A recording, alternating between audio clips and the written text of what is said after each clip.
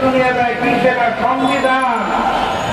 সংবিধান উচ্চারণ করতে গেলে খেতে আসে ধান, তারা ভেবেছে এটা ওদের ধানের কৃষিবাদী সংবিধান, যা পরবর্তীতে শেখ হাসিনার সংবিধানে রূপান্তর হয়েছে।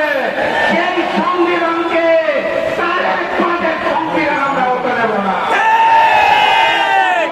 পরিষ্কার গণভোটের রায়কে সম্মান জানিয়ে বাস্তবায়ন করুন, না এটাই আন্দোলন করে তোলা হবে।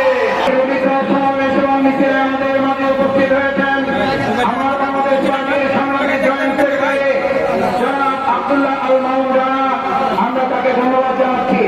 সবাই ভাই বোন বন্ধুগণ, আজকে এই বিক্ষোভ সমাবেশে এ পর্যায়ে আমাদের সামনে বক্তব্য রাখবেন যিনি সংস্কার কমিশনে দীর্ঘদিন কাজ করেছেন, দেশের জন্য ভূমিকা পালন করেছেন, বাংলাদেশ জামাত ইসলামী কেন্দ্রীয় নির্বাহী পরিষদের অন্যতম সদস্য, সংগ্রামী সহকারী সেক্রেটারি জেনারেল, জাতীয় সংসদের সাবেক সংসদ সদস্য, জননেতা জনাব doctor H M Hamidur Rahman Azad বক্তব্য রাখছেন।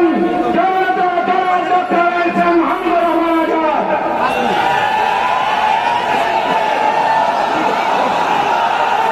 আলহামদুলিল্লাহ রাব্বিল আলামিন, আসসালাতু ওয়াসসালামু আলা রাসূলিল কারীম ওয়া আলা আলিহি ওয়া সাহবিহি আজমাইন।